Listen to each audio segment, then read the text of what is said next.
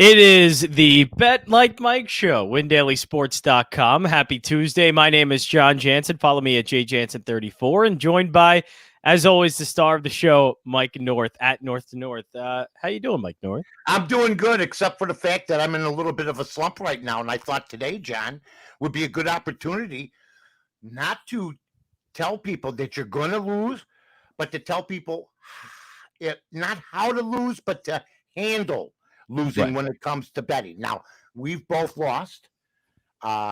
Everybody loses. Everybody loses, but a lot don't recognize that. I'm 10-16 in my last 26. You won't see anybody say that. Any of the people that lose, you will not see, hey, I'm 9-30, or, I'm 11-29. Right. I always thought from the 30 years I've been doing this, you got to be honest with everybody. And if you're honest as a handicapper, then you're going to get credibility. And that's what's happened with me. Now, does the fact that I'm 10-16 change strategy for me? I think anybody that doesn't try to change up a little bit once in a while, that's in a losing turn, and 10-16, 6 under 500. But if you're a baseball team, if you're anybody, you don't want to be 10-16. So, it's no different for me. I don't want to be 10-16 because I'll be honest with you. I had a tough beat last night. I had Washington. They're winning the game 3-2. I had Washington plus 115 and the under 9. It's 3-2. And then Philadelphia come in and they just ransacked the whole place in the 9th inning. They couldn't get anybody out. It seemed like Washington didn't give a damn all of a sudden after playing such good baseball for 8 innings. Yeah. So that's what goes on when you're on a downward slide. Something like that. 2 weeks ago, I won that game. I won that game 4-2, and that's what separates the men from the boys. Now, when you're winning like you are now, and folks, I wouldn't blame you if you fade me, but if you fade me, go with Johnny. Okay. What's your mentality when you lose? Because some people lose confidence. I don't. I just get mad after a loss like last night, which I don't normally do, but that loss angered me because we were winning all the way to the end. Yeah, I know when I first started betting and the losses started to come, or you go through that first losing streak, right. it all of a sudden gets in your head and like, okay, you know what, I'll only bet one game today, or I'll put a half a unit on it. There's things like that. You get in your head and then you start to be really picky and choosy about what teams you're picking. But I found that I mean, just to stay the same process the entire time, but just make sure you're betting the right numbers, because if you're betting the right numbers, eventually things are going to work out. And I think Cash with Flash is a good example of that, is he has bet the right numbers and the best numbers that he has found. And even though his record would say a couple of games above 500 or a few games above 500, still, he is way in the green because he's been betting underdogs. He's been betting the right numbers, attacking the right teams. And so he is way up in the green. So to me, it's all about finding the best number that you can, not going too many favorites. Don't get out of a losing streak by betting, minus 200s all over the place, because that's not going to get you really change my philosophy. I don't change my philosophy. What I do is I look at other things like totals. If I'm having trouble with the sides, maybe if I'm losing in the run line, sometimes I say I'm not going to go with run lines. I'm going to go with money lines. It's not that you're afraid to wager. I wagered last night. I told Johnny it didn't look good for me here. I said maybe a half unit each. I put a little couch change on it. Didn't take a terrible loss, but you want to be 1-1 at least in that game. You end up losing both, so it tells you in a little bit of a slide, but it's about the mentality. Scared money has no home, ladies and gentlemen. So you got to start the new day just like a closer in baseball. Does Mick Jagger once in a while have to cancel a concert because he has a sore throat? Yes. Does Mike Trout go through a 1 for 20 slide, even though he's the best player in baseball? Yeah.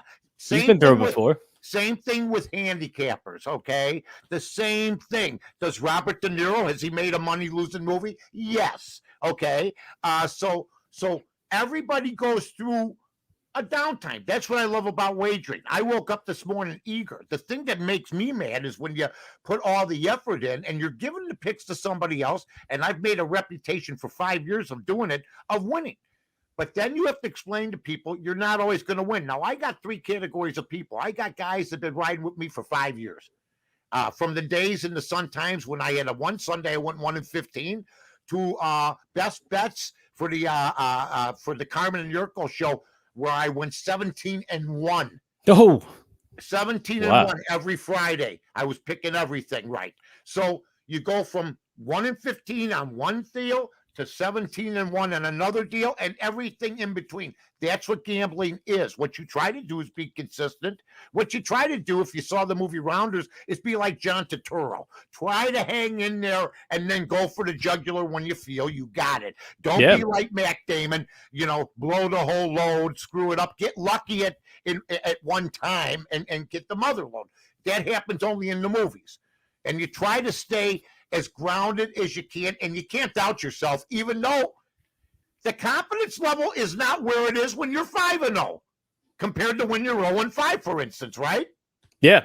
Oh, for sure. It's definitely, it gets in your head, and all of a sudden you're like, okay, well, I thought I liked this team, but either they haven't won a bet for you, or you bet a run line and it doesn't come through. So yeah, it gets in your head a little bit, but I kind of agree with you. Change it up as well. If the process for betting money lines or run lines isn't working, why not just take a dip into and look a little bit into pitcher strikeouts and taking, their over-unders on strikeouts, or as you said, betting on the total. Look at that instead. But yeah, just kind of change up the process a little bit. Not what you're betting and, how you bet, but just sort of, what different bets you're looking at. I think that definitely helps. Kind of expanding your horizon. If you're starting to get away from what got you there, that means you're starting to get back to what didn't get you there to begin with. Yeah. Okay. I knew I had to win when I was changing up my philosophy on talk radio. I knew it, and I did. So that reputation is there. But if somebody wanted to fade me right now, I don't blame you. It's hard for people to bet a guy that's like 1 for 15, plus one total hits. You know what I mean? Yeah. Even though he's a 300 hitter, he's 1 for his last 15. Okay? It's hard. And that's why you do as much preparation as you can. And you don't blow the mother load. You treat this thing like a business, like we do. Now, we go 1-3 last night.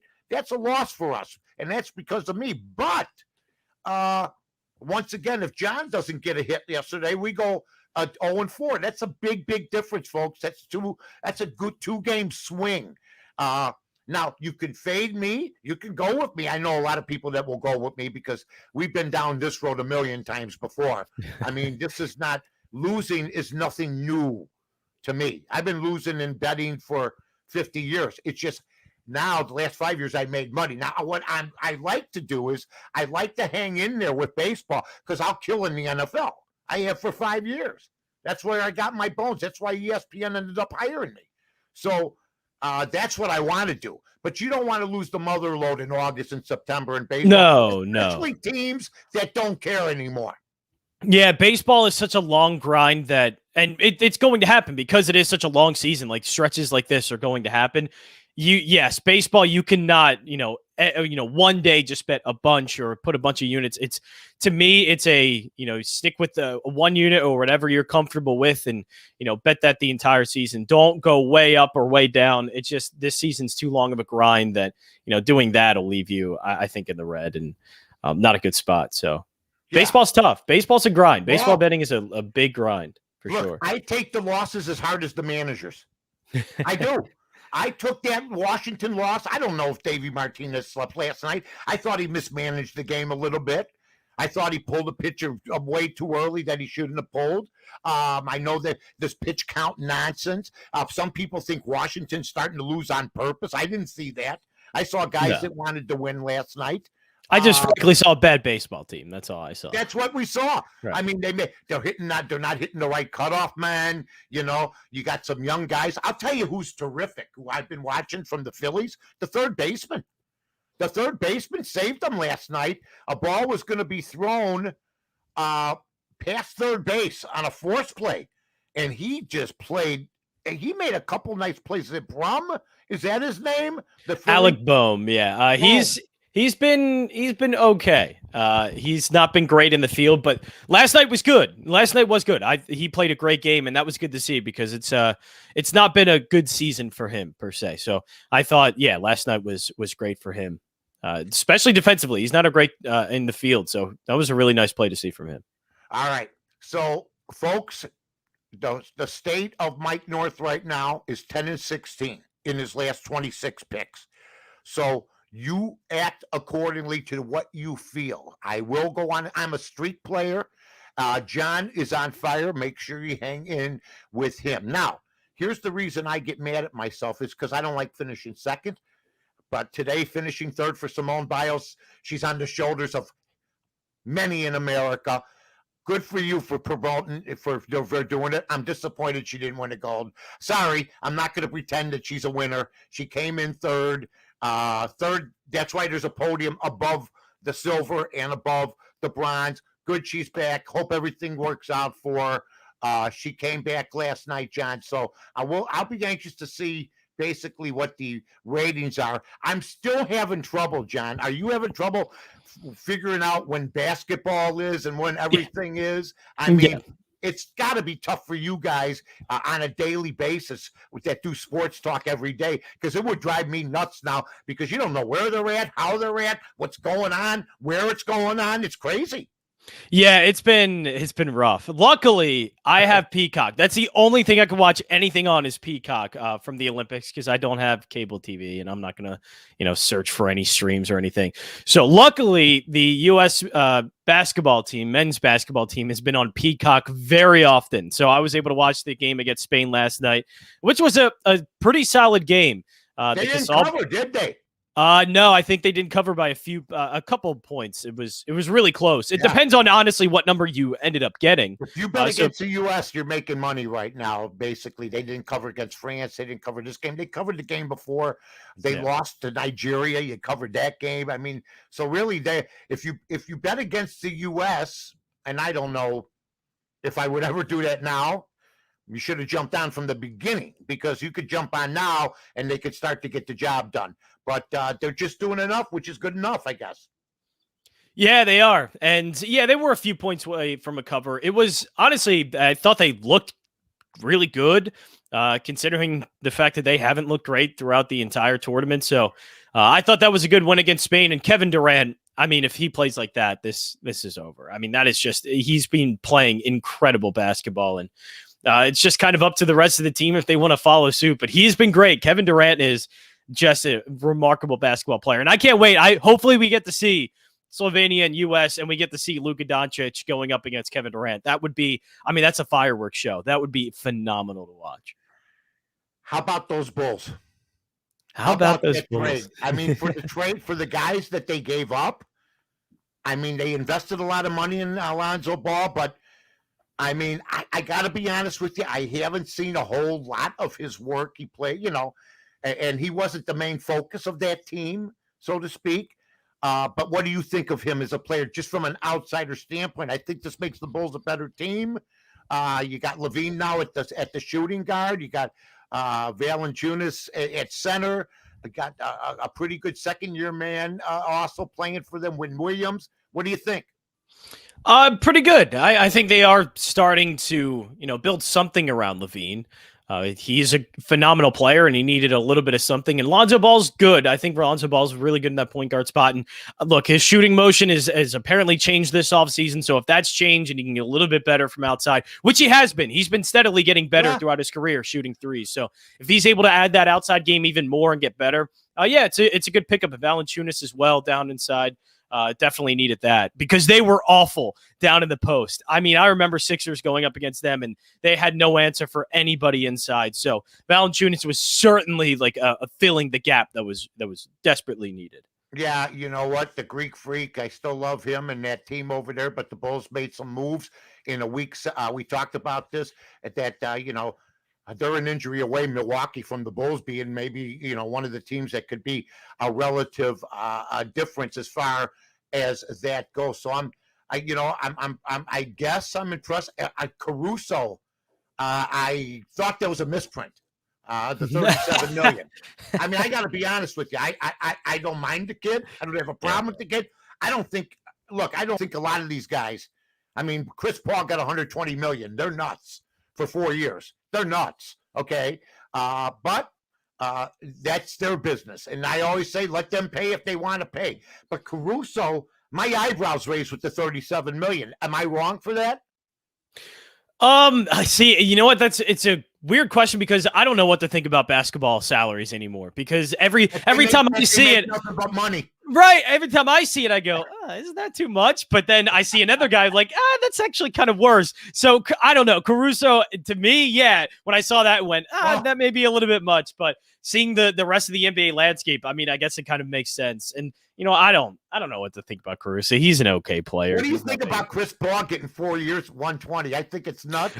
Just kind of, yeah, it's just kind of a necessary evil that you kind of have to do. Yeah, that fourth year is going to be bad. Maybe that third year, but for the next year or two, I mean, really, that contract is for the first 2 years. I'll say that. I'll give it to him.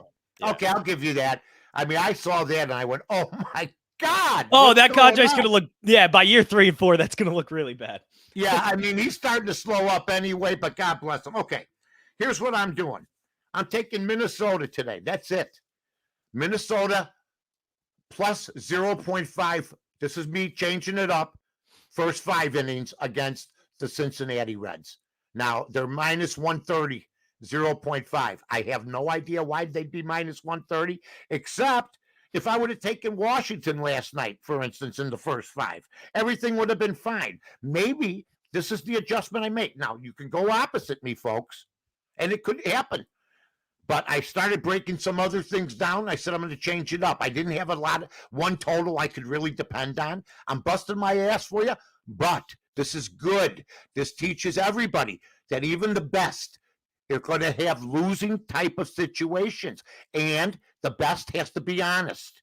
Okay? Like I said earlier, Sinatra had to cancel 1 week at the Desert Inn because he had a sore throat. That's what's happening here. Me losing is like basically Babe Ruth striking out 4 times in a game and not touching any wood with the ball. That's it.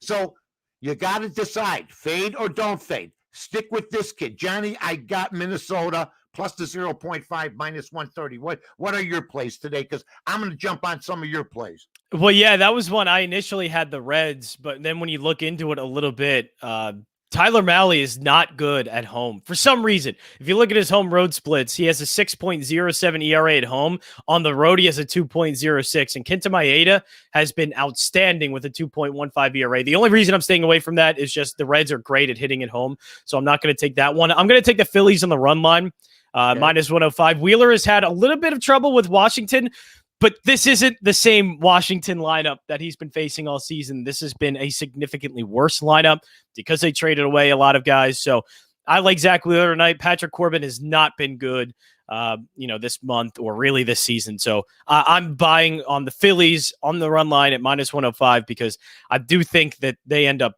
hitting Patrick Corbin very, very hard and they end up winning this game. So I'll take the Phillies. Okay, that's a good pick, John. Well, any pick you've been making lately is a pretty decent pick. Anything else, my friend? Yeah, I'll take the Braves on the money line, minus 130. Max Fried has been getting better as the more starts that he's making, the more like himself that he looks. So I think Max Fried is worth a bet on here. He's had a couple of rough starts in the month of July, but also a couple of really good ones as well. So I'm going to take the good Max Fried today, hopefully. And John Lester's on the hill for St. Louis, and he is he's bad. So yeah. But John Lester's not very good, and I think this Braves lineup can hit him. I'll take minus 130 with the Braves on the money line. Anything else, handsome? Because I'm just riding my one play. No, I think that's it for me. Right. Everything else was a little bit tough. When I'm winning, my hair looks great. Look at my hair right now. Look at it. That's what could happen. It can happen overnight. Yesterday, cleaner than the Board of Health. Not a strand out of place. This happens. Restless nights, waking up at 2 a.m. Not being able to sleep, turning over. Why did Martinez leave him in for so long? We take this seriously here. Anyway, John, let's hope we have a winning day as a team. Let's hope everybody wins tomorrow. And I'll tell you what, it's the fastest 20 minutes going, and we're getting out of here, folks, because we get out of here sometimes a little bit later. We're getting out of here a little bit early tonight. You guys take care. Have a good one, Johnny. Good luck, buddy.